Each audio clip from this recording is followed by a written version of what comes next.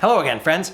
Dan Olasso, Making History, and I've been spending some time over the last few days visually inspecting my Obsidian Graph to find those empty notes that are nodes, the ones that have more than 4 connections linking to them. And I'm pretty sure that I have found most of them and turned them into actually notes, so that the notes that I have are more likely to be connected with other notes that interest me. And this is useful because it allows me to begin to actually see clusters of ideas that have an affinity with each other, and that I can reasonably think of as being part of a group, or even sometimes part of a topic area. In one cluster, for example, there are a lot of notes about note-taking, Zettelkasten, Luhmann, Ahrens, Zotero, Rome, paraphrasing, things like that.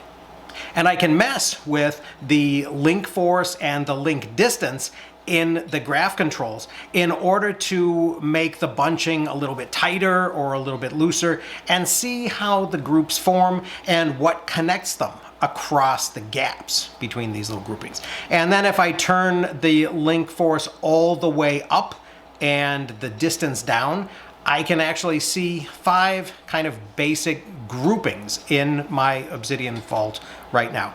And the first one has to do with my OER textbook work and all of the topics and the ideas and the pages that I've made for those OERs.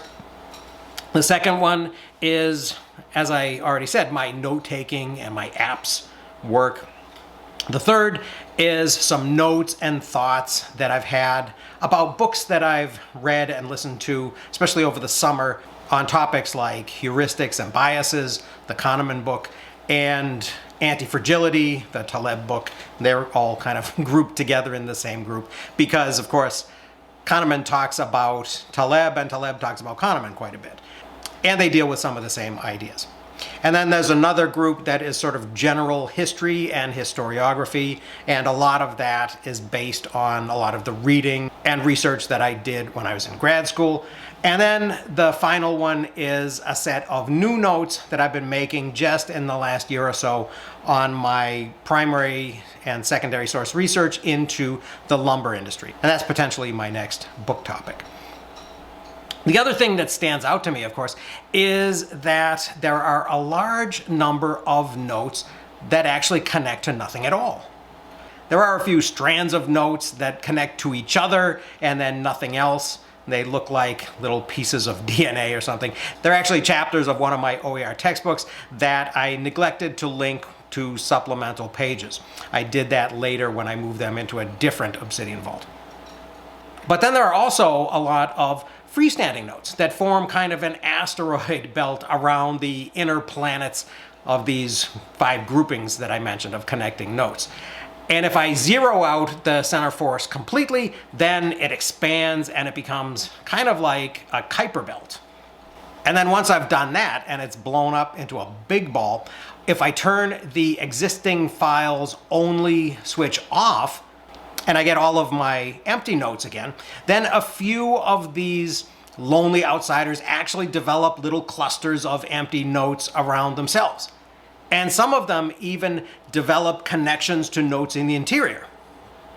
On the other hand, if I let the graph animation build the graph with only existing notes, and then I turn on the empty notes, there are a lot of these outliers that are out in the belt that are connected to so many of the little empty notes in the interior that they actually are sucked into the inner planets too.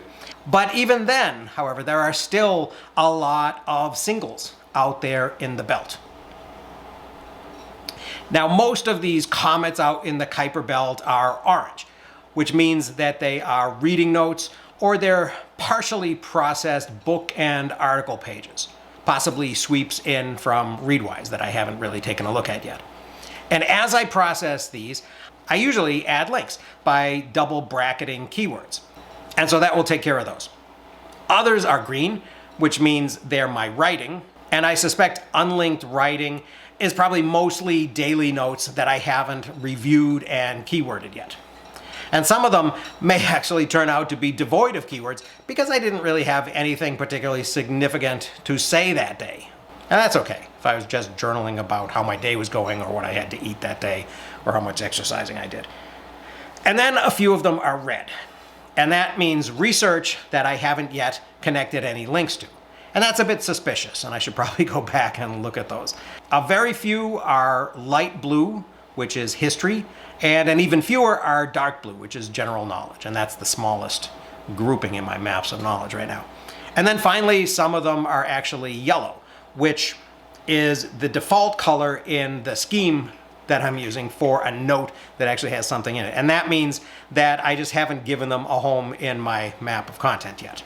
So obviously, the next step in my process is going to be to begin looking at these comets and connecting them with some links to the rest of the graph. And this will send them shooting toward the inner planets.